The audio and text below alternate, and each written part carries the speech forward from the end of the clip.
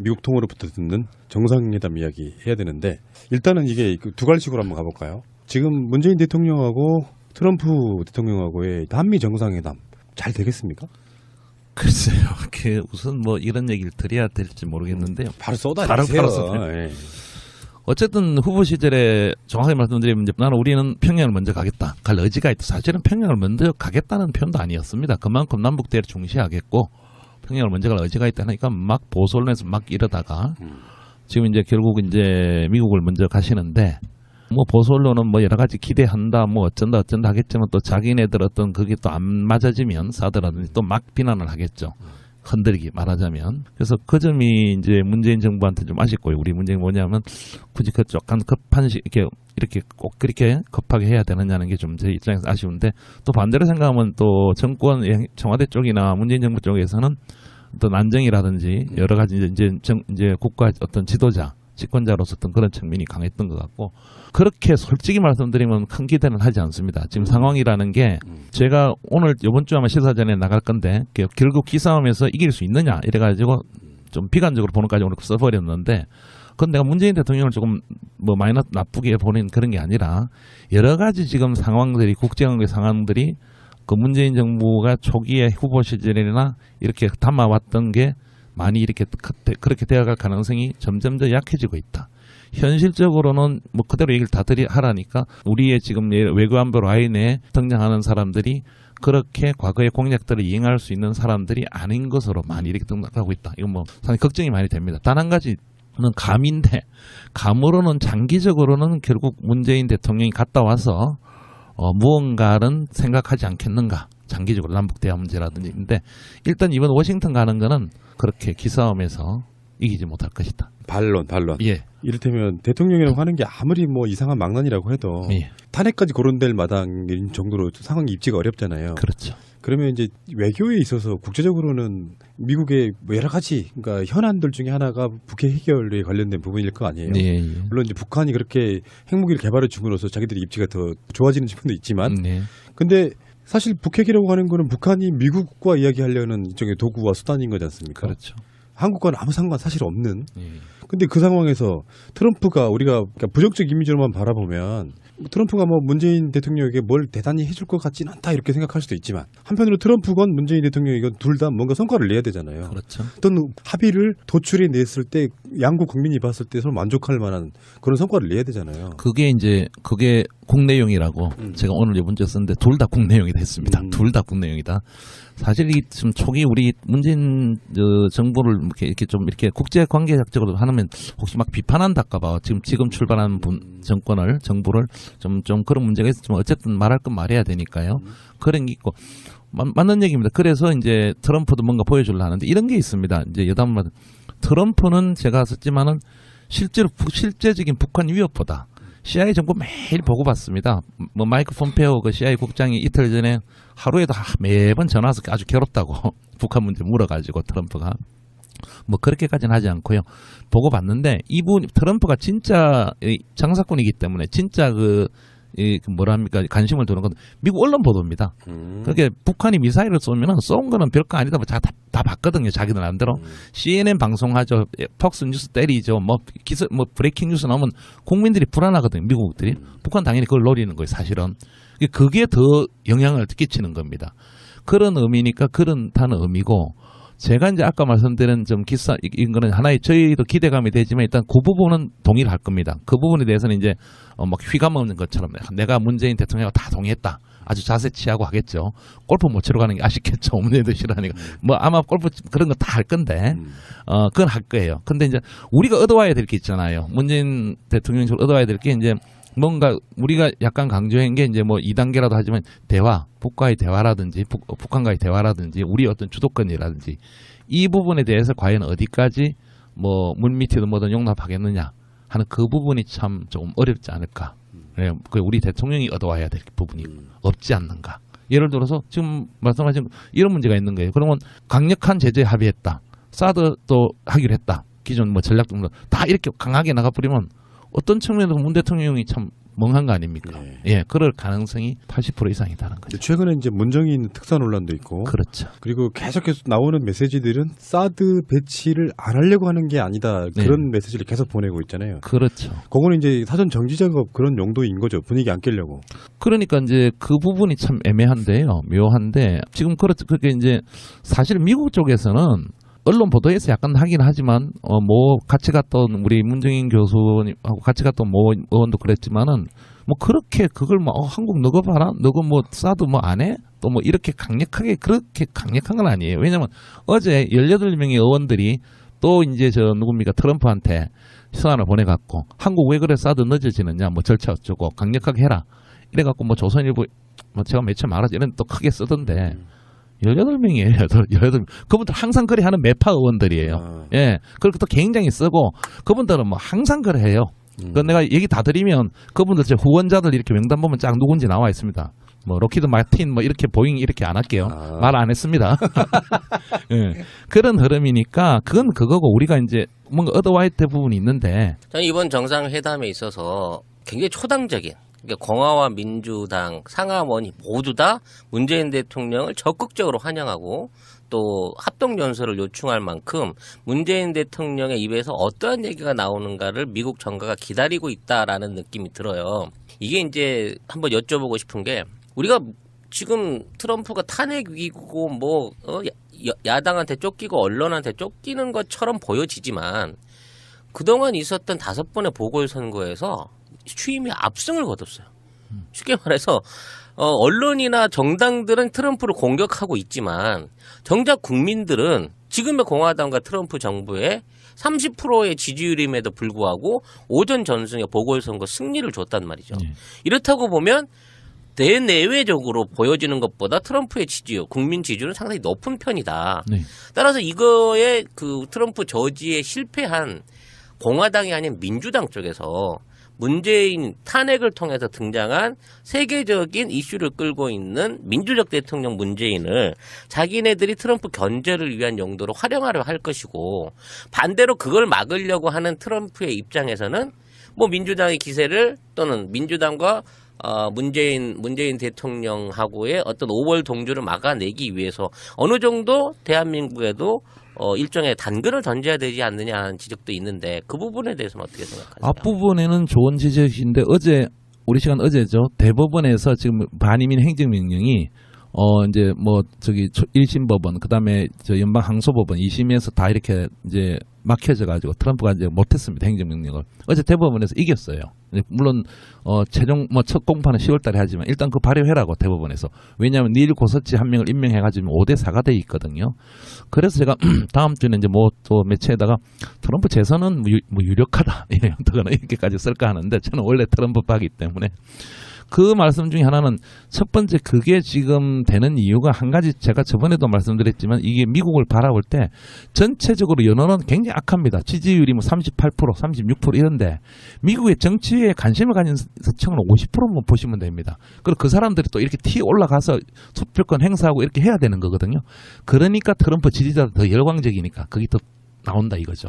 그리고 그런 측면을 우리가 한번 또 봐야 되는 거고 두 번째 민주당과 공화당에는 상당히 예리하신 어떤 생각 추측이신데 그까지는 제가 뭐 그럴 가능성까지는 정확하게 모르겠고 한 가지는 이제 또 한 말씀 더 드리면 굉장히 비상합니다. 그냥 우리가 막말한다 뭐 이렇게 뭐 어쩐다 하는데 제가 예상을 하면 이런 겁니다. 제가 조금 말씀을 드리면 사드 관련해도 간단히 얘기할 거예요. 아주 무식한 척하고 무대표로 얘기합니다. 문재인 대통령하고는 그 사드 왜 15% 안 내? 분명히 얘기할 겁니다. 문재인도 벙찌겠죠.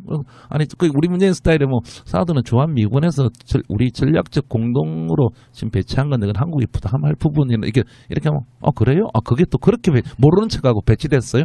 야, 나 그럼 국방장 안에서 그럼 빼라 하죠. 뭐 이게 땅 할 거예요. 일부러 그 던지는 협상과 본인이 쓴 협상의 기술이 나오는 겁니다.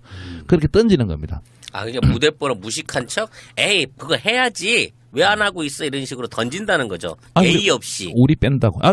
전화도 끊은 사람입니다. 전화도 다 끊고 오스트레일리아 통화하다 전화 끊어버리고 전화 집어 던지고 이래요. 그건 뭐 다 나오고 아주 작전적으로 이제 세나리오 말씀을 드릴게요. 그게 뭐냐면 그러니까 어제 저기 앞에 말씀드렸지만 그 백악관에 있는 그에서 실질적으로 국무부나 이런 쪽에서 얼마나 이걸 좌지우지하고 있는지 얼마나 외교정책 이것도 참 미스터리예요. 그렇지만 트럼프 같은 경우에는 상당히 이렇게 비춰질 때와 다르게 회담할 때는 그런 걸 다 던집니다. 그래서 문제는 이런 거 서로 안 하려고 지금 우리 청와대가 굉장히 지금 불안에 떨고 있어. 이런 내가 그대로 말씀드리고 그래서 뭐 사드도 어제 안 올리겠다. 굉장히 심기를 좀 보는 것 같고 한데 문제는 뭐가 있냐면 내부적으로 하다 기자회견 공동 기자회견 해야 되거든요. 누가 물어보면 트럼프가 뭘 할지 모르는 거예요. 어디로 튈지 모르는 폭탄 저는 같은 거기에 중이네요. 목적을 맞죠. 왜냐하면 둘이 대화하고 하는 건 우리가 모르지 않습니까? 발표 안 하면. 근데 그 대화는 100% 제가 3년간 연구해서 확신하는데 아무 관심 없 그냥 그대로 얘기합니다. 그건 내가 10억 불 달라는데 왜 답을 안 줍니까? 간단히 얘기합니다. 그리고 FATA는 그거 우리가 매달 적자 보는데 그거 유지하기 위해서 제가 아마 내달쯤에 그 행정명령해서 취소하겠습니다. 딱 그래 얘기가 끝입니다. 굉장히 전략적인 인물입니다. 일부러 그래요. 고도의 아주 협상가입니다. 다 던져놓는 겁니다. 그 전략입니다. 일단 그러면 한미 간의 현안으로 나올 수 있는 사드라든지 무역 문제 이런 것들은 비공식적인 석상 안에서 자기 주장을 강행하고 밀어붙일 공산이 높은 거고 당연히 트럼프는 뭔가를 그게 실질적 이득이 있든 없든 언론에서 이렇게 그래야 지지자들 와 역시 사우스코리아 만나도 우리 거 다 받아내네 이러고 FTA 꽝 그리고 다시 한다. 그다음에 우리가 당신네들을 지키러 가했어 갖고 우리 주한미군은 많은 돈을 내고 있는데 이제 앞으로 방위분담금 예를 들어 뭐 사드 1번 방위분담금 전부 다 해라. 그래서 우리 공동으로 한번 하자. 그렇게 뭘 보여줘야 됩니다. 트럼프 머릿속에는 그 생각밖에 없어요. 근데 그 외교라는 게 기브 앤 테이크가 있어야 되잖아요. 그렇죠. 서로 간의 의제도 미리 조율하고 그러지 않습니까? 그렇습니다. 근데 그런 상황에서 미국이 일방적으로 뭔가 얻어가는 외교는 안 될 거 아니에요. 지난 주말에 있었던 사드 반대 시위, 찬성 시위, 그때 이제 6월 25일이어서 또 보수단체 분도 또 나오시고 뭐 이런 걸 봤는데 어차피 국민들이 입장에서는 사실 사드 반대 시위도 해주는 게 사실상 도움이 되잖아요. 예. 문재인 대통령한테는 예. 한편으로 도움이 되잖아요. 많이 도움이 되겠죠. 예. 그래서 이제 그 균형을 또 맞추려고 또 보수단체 나와서 사드 배치 찬성하고 여지를 하고 있는 거 아니에요? 근데 그러면 그런 의제들을 통해 가지고 트럼프가 진짜 얻어갈 수 있는 게 뭐고 뭘 얻기 위해서 던지는 일종의 이제 가짜 패가 있잖아요. 네. 그런 것들을 한번 분석을 한번 해보시자고요. 그러니까 트럼프는 그냥 단순하게 생각하면 됩니다. 그러니까 본인이 얻어갈 거는 제가 아까 언론에 보여줄 거랬는데 그게 FTA의 적자가 나는 자기네 적자를 많이 본다 이거거든요. 우리 쪽에서 전문가들이나 미국 쪽의 전문가들이 아무리 그 상무 그 담당 그 USTR 저 담당자도 어제 그랬지만 그런 인식이 없어요. 자기가 뭐냐면 트럼프는 그냥 간단 명료한 장사꾼 논리예요. 뭐냐면 우리가 적자 많이 보니까 우리 안 돼. 당신들 뭐 수입, 뭐 소고기 맞고, 뭐 철강 맞고, 뭐 맞고, 덤핑하고 이러는데, 이건 안 해 하고 그냥 던지는 거예요. 왜냐면 그래도 얻어내려고. 그 다음에 군사적인 것도 마찬가지입니다. 그러니까, 이게, 그래서 사실 트럼프 등장을 저희가 잘 이용해야 되는데, 과거에는 공화당이라든지 매파다가 무조건 어떤 소련이나 어떤 러시아 대비로 이렇게 꽉 이렇게 한 거 아닙니까? 근데 트럼프는 그게 우리가 중간에 제가 틈을 찾을 수 있다 보는 게 트럼프가 아메리칸 퍼스트이기 때문에요. 자기네들이 자기들 돈 쓰고 안 오겠다는 거기 때문에 우리는 사실 가라 할 수 있어야 되는 거예요. 필요 없다. 그래서 제가 이 기싸움이 어디까지 얼마나 이제 문재인 정부가 이 수를 갖고 있느냐 여러 가지 카드를 그게 굉장히 이제 이번에 다 이렇게 끝나지는 않겠지만 추후에 하나하나 나타나는데 이번에 첫 번째 대면이 되겠죠. 표면적으로는 봉합이 되고 이렇게 하겠지만 그 물밑으로는 우리가 알 수 없는 또는 일부씩 드러나는 많은 그런 과정이 있는데 트럼프가 가져가고자 하는 것은 자기들 지지층, 미국 국민도 다 아닙니다. 그게 내가 사우스코리아 한국 대통령 만나서도 FTA 얘기 다 했다. 사드나 국방비나 이런 관련도 우리 공짜 없다고 얘기 다 했다. 그리고 북한 문제도 이제 그건 맞겠죠. 두 양자가 굉장히 해갖고 이제 우리가 강한 압박을 하기로 했다. 이렇게 다 얻어갑니다.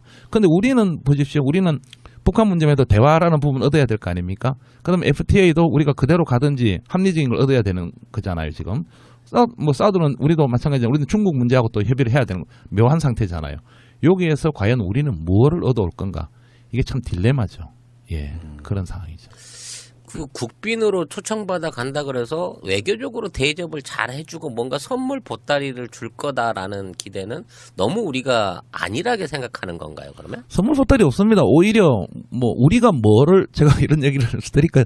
뭐를 선물해야 될까 고민하는가 봐요. 그래서 내가 참 아유, 기사로 쓰기도 그렇고 뭐냐면 뭐 호주 총리가 뭐 황금 골프채를 줬는데 우리는 뭘 해야 하고 굉장히 고민하고 저번에 저기 홍석현 회장 갔을 때 아주 그 진술을 아주 금태 이렇게 뭐 진짜 그러니까 트럼프가 아주 좋아했다는데 약간 저자서 얘기를 지금 보이는데 이거 제가 새날에 얘기 안 하려 했는데 물론 이건 들리는 얘기입니다. 그래서 뭐를 이렇게 물론 좋은 의미에서 외교적으로 보자면 양 정상이 처음 만나는 거니까 이렇게 이제 잘 이렇게 분위기 모두를 모아야 되니까 근데 그런 고민을 많이 한다는데 반대로 그 트럼프 쪽도 우리 문재인 대통령을 잘 대우하고 뭐 이렇게 좀 해야 되는데 미국 쪽 라인을 보면 그런 게 별로 없어요. 32번째입니까? 8번째 만나는 대통령이고 굉장히 지금 우리 시각에서 보니까 야, 한미 정상회담 굉장히 중요하고 북한 문제 있고 이러는데 미국 쪽 시각에서 트럼프나 비핵화의 시각에서 뭐 그냥 회담.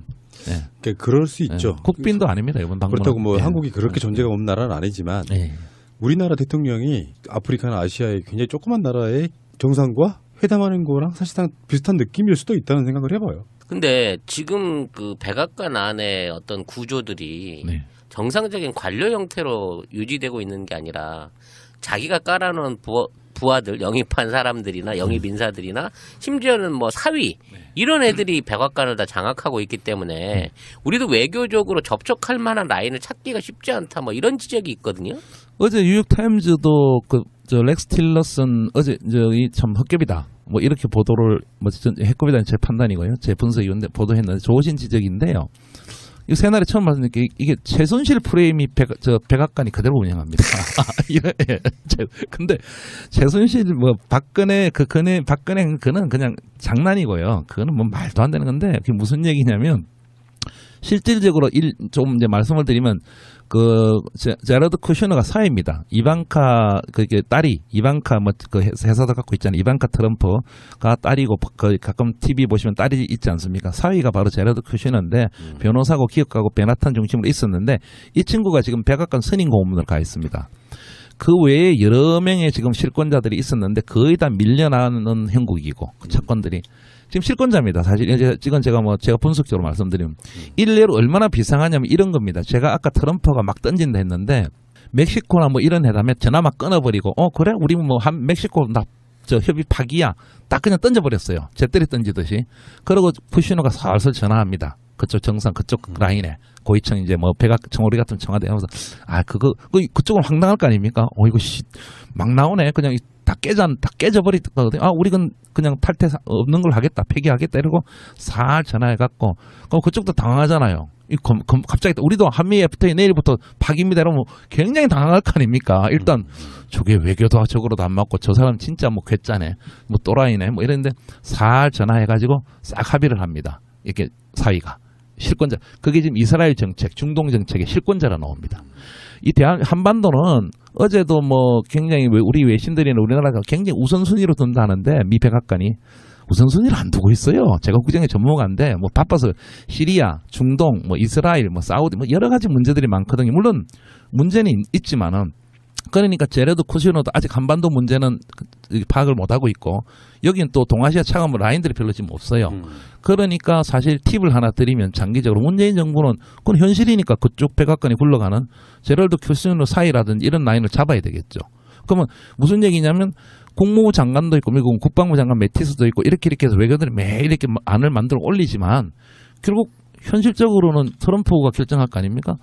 누구를 움직이느냐 이런 거거든요. 그런 차원이고 일례도 이런 거예요. 제가 아까 왜 여론을 많이 이렇게 본다 하면 간단한 거죠. 1년 전부터 이제 집권한 지 얼마 안 됐지만 계속 뭐 우리가 인질로 회계로도 하고 북한에 들으면 기분 나쁘게 어쨌든 간에 이제 그런 보도들이 뭐 미국 시민이 3명 억류돼 있다. 보도들이 많이 나가니까 트럼프 전화 한 통 하는 거예요. 할 사람이 없어요. 그렇게 유일한 실무자는 조셉 윤 육자회담 대표거든요. 조셉 윤 전화하면 조셉 윤이 그냥 다 만나러 다니는 거예요. 뭐 북한 최승희 국장이나 평양 방문했고 그래놓고 국무부에서는 뭐라고 합니까? 우리는 아직 북한과 대화할 때 아니다. 자기네들은 대화 다 해놓고 그러니까 우리가 외교안보에서도 백악관에 어떻게 흘러가는가 하는 걸 물론 뭐 외교부나 청와대도 나름 파악하고 있겠지만 현상이 그렇습니다. 좀 더 구체적인 그 예상을 하나 여쭤보고 싶은데 이번에 이제 뭐 송환됐었지만 사망해버린 범비아 같은 사람도 있고 또 그 사람에 대한 외교 사절인지 아닌지 모르겠지만 또 농구 선수 데니스 로드만이 뭐 방중하고 그 시기에 맞춰서 또 석방이 되면서 네. 로드만이 일종의 특사 역할을 하는 거 아니냐. 네. 미국 정부와 북한 정부가 어느 정도 외교적으로 지금 연결돼 있는 상태가 아니라는 전망이 있는데 어디 공식적인 라인이 있다고 지금 봐야 될까요? 그래서 뭐 말씀 미국과 북한은 라인이 다 있습니다. 공식적으로 뭐 뉴욕 채널이라고 뉴욕에 이제 우리 유엔 북한 저 대표부가 있기 때문에 그쪽으로 하는 것도 있지만 이게 참 뭐 그냥 말씀드리면 답답하다기보다 미국의 이중성이죠. 제 감성적인 자기네들은 급하면 다 대화합니다. 그리고 박근혜 정권이랑 2, 3년 전에 누굽니까 오바마 정권 때도 급하면 와가지고 평양 날아갑니다. 날아가는데 우리한테 뽀록 난 거는 이 비행기가 와서 저쪽으로 예를 들어 괌에 비밀기가 떠가지고 평양으로 갈 때는 우리한테 걸려야 되거든. 걸리거든요.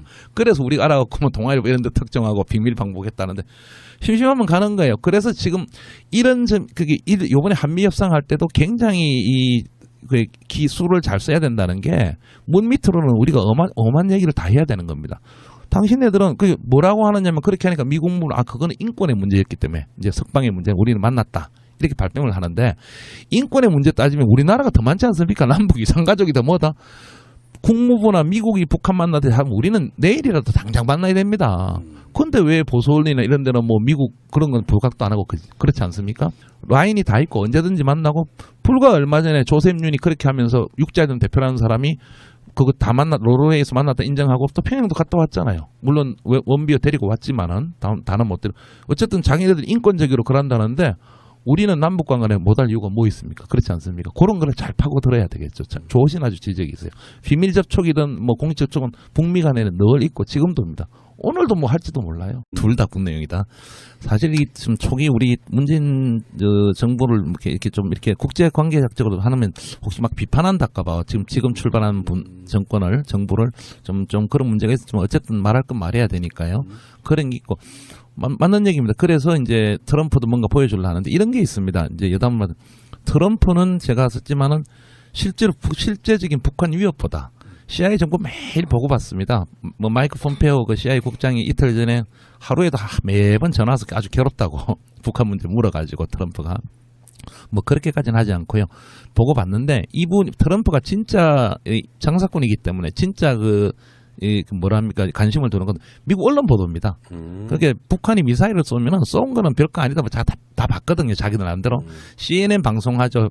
폭스 뉴스 때리죠. 뭐 브레이킹 뉴스 나오면 국민들이 불안하거든요. 미국들이 북한 당연히 그걸 노리는 거예요. 사실은 그게 더 영향을 끼치는 겁니다.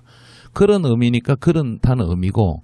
제가 이제 아까 말씀드린 이런 거는 하나의 저희도 기대감이 되지만 일단 그 부분은 동의를 할 겁니다. 그 부분에 대해서는 이제 막 휘감 없는 것처럼 내가 문재인 대통령과 다 동의했다. 아주 자세 취하고 하겠죠. 골프 못 치러 가는 게 아쉽겠죠. 없는 애들 싫어하니까. 뭐 아마 골프 그런 거 다 할 건데, 그건 할 거예요. 근데 이제 우리가 얻어와야 될 게 있잖아요. 문재인 대통령이 얻어와야 될 게 이제 뭔가 우리가 약간 강조한 게 이제 뭐 2단계라도 하지만 북과의 대화라든지 북한과의 대화라든지 우리 어떤 주도권이라든지 이 부분에 대해서 과연 어디까지 뭐 물밑이든 뭐든 용납하겠느냐 하는 그 부분이 참 조금 어렵지 않을까. 우리 대통령이 얻어와야 될 부분이 없지 않는가. 예를 들어서 지금 말씀하신 이런 문제가 있는 거예요. 그러면 강력한 제재 합의했다. 사드도 하기로 했다. 기존 뭐 전략도 다 이렇게 강하게 나가버리면 어떤 측면에서 문 대통령이 참 멍한 거 아닙니까? 네. 예, 그럴 가능성이 80% 이상이다는 거죠. 최근에 이제 문정인 특사 논란도 있고, 그렇죠. 그리고 계속해서 나오는 메시지들은 사드 배치를 안 하려고 하는 게 아니다 그런 메시지를 계속 보내고 있잖아요. 그렇죠. 그거는 이제 사전 정지 작업 그런 용도인 거죠. 분위기 안 깨려고.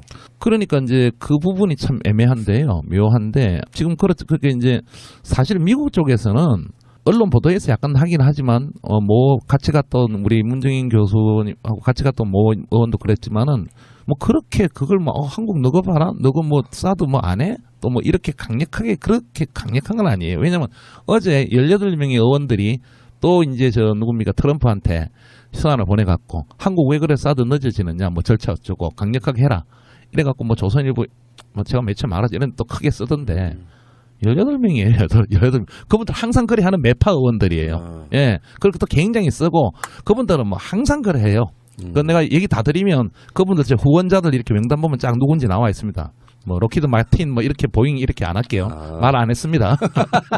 예. 그런 흐름이니까 그건 그거고 우리가 이제 뭔가 얻어와야 될 부분이 있는데 저는 이번 정상회담에 있어서 굉장히 초당적인, 그러니까 공화와 민주당 상하원이 모두 다 문재인 대통령을 적극적으로 환영하고 또 합동연설을 요청할 만큼 문재인 대통령의 입에서 어떠한 얘기가 나오는가를 미국 정가가 기다리고 있다라는 느낌이 들어요. 이게 이제 한번 여쭤보고 싶은 게, 우리가 지금 트럼프가 탄핵 위기고 야당한테 쫓기고 언론한테 쫓기는 것처럼 보여지지만 그동안 있었던 5번의 보궐선거에서 취임이 압승을 거뒀어요. 쉽게 말해서 언론이나 정당들은 트럼프를 공격하고 있지만 정작 국민들은 지금의 공화당과 트럼프 정부의 30%의 지지율임에도 불구하고 오전 전승의 보궐선거 승리를 줬단 말이죠. 이렇다고 보면 대내외적으로 보여지는 것보다 트럼프의 지지율, 국민 지지율은 상당히 높은 편이다. 네. 따라서 이거에 그 트럼프 저지에 실패한 공화당이 아닌 민주당 쪽에서 문재인 탄핵을 통해서 등장한 세계적인 이슈를 끌고 있는 민주적 대통령 문재인을 자기네들이 트럼프 견제를 위한 용도로 활용하려 할 것이고, 반대로 그걸 이렇게 담아왔던 게 많이 이렇게 그렇게 되어갈 가능성이 점점 더 약해지고 있다. 현실적으로는 뭐 그대로 얘기를 다 하라니까 우리의 지금 외교안보 라인에 등장하는 사람들이 그렇게 과거의 공약들을 이행할 수 있는 사람들이 아닌 것으로 많이 이렇게 등장하고 있다. 이건 뭐 상당히 걱정이 많이 됩니다. 단 한 가지는 감인데, 감으로는 장기적으로는 결국 문재인 대통령이 갔다 와서 무언가는 생각하지 않겠는가. 장기적으로 남북 대화 문제라든지. 근데 일단 이번 워싱턴 가는 거는 그렇게 기싸움에서 이기지 못할 것이다. 반론. 예. 이를테면 대통령이라고 하는 게 아무리 뭐 이상한 망난이라고 해도 예. 탄핵까지 거론될 마당인 정도로 상황이 입지가 어렵잖아요. 그렇죠. 그러면 이제 외교에 있어서 국제적으로는 미국의 뭐 여러 가지, 그러니까 현안들 중에 하나가 북핵 해결에 관련된 부분일 거 아니에요. 예. 물론 이제 북한이 그렇게 핵무기를 개발해 줌으로써 자기들의 입지가 더 좋아지는 측면도 있지만, 네. 근데 사실 북핵이라고 하는 거는 북한이 미국과 이야기하려는 일종의 도구와 수단인 거지 않습니까? 그렇죠. 한국과는 아무 상관 사실 없는. 예.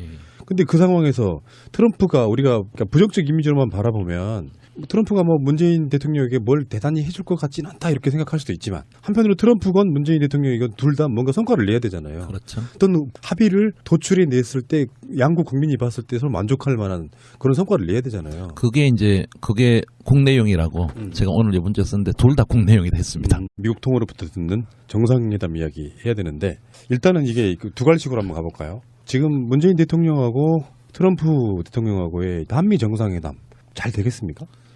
글쎄요. 우선 뭐 이런 얘기를 드려야 될지 모르겠는데요. 바로 쏟아내세요. 바로 쏟아내세요. 예. 어쨌든 후보 시절에 정확하게 말씀드리면 이제 나는 우리는 평양을 먼저 가겠다. 갈 의지가 있다. 사실은 평양을 먼저 가겠다는 표현도 아니었습니다. 그만큼 남북 대화를 중시하겠고 평양을 먼저 갈 의지가 있다 하니까 막 보수 언론에서 막 이러다가 지금 이제 결국 이제 미국을 먼저 가시는데, 뭐 보수 언론은 뭐 여러 가지 기대한다, 뭐 어쩐다 하겠지만 또 자기네들 어떤 그게 또 안 맞아지면 사드라든지 또 막 비난을 하겠죠.